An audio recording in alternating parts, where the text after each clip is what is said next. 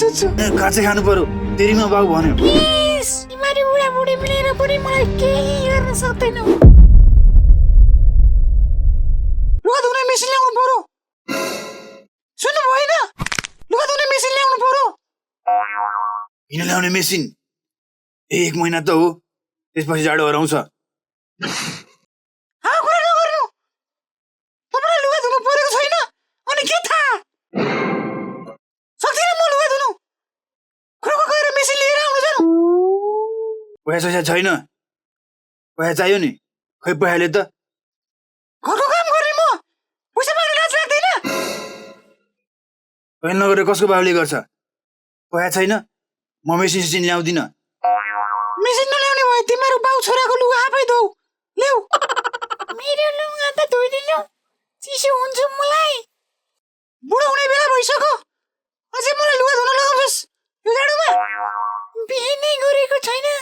कसरी बुढो भए यस्ता नमर्दलाई कसले छोरी पत्याउँछ र बिहे गर्छस् त धेरै नगरा मेरो छोरालाई नामर्द नभन् खुरुको लुगा धु इस धुन्छु लुगा धुनुको साटो चार फर्काएर सुत्छु नधुने नै हो म बिचमा नआइज आफै धुने बाउ तिमीहरूको आमा बिहे गरेर त लुगा धुन तनाव लागिरहेको छ त्यो लुगा धुनलाई मैले अर्को बिहे गर्नुपर्ने एउटीलाई त पाल्न सकेको छैन मलाई बिहे गरिदिनु न त चाले तू धेरै नौटङ्की गर्छस् लौ कस्तो रिटर्न गएको कुलीले हो मेरो कान तिनीमा बाउ सुनिस है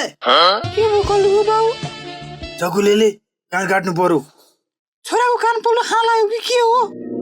उडेर होइन काँचै खानु पर्यो तेरीमा बाउ भन्यो तेरो छोरा त लगाएर राख्ने भए राख नभए कान काटिदिन्छु मम्मी बचाउनु मलाई मारेको भए कसरी बोलिरहेको छस् त भूत भइसकिस् के हो बुढाबुढी मिलेर बोलेर खाऊ मेरो कान पहिलादेखि नै मासु खाने खुब रहर गरेको थियो अझै जे पाए त्यही बोल्छस् छोडिदिनु खोरुलाई बच्चा हो माफ गरिदिनु कहिले भनेर मात्र छोडिदिएँ एकचोटिलाई तिमीहरू बुढाबुढी मिलेर पनि मलाई केही गर्न सक्दैनौ तँलाई बहुला पख बाउ गोदा गएछ छोरो पनि धेरै बोल्छस् लाखा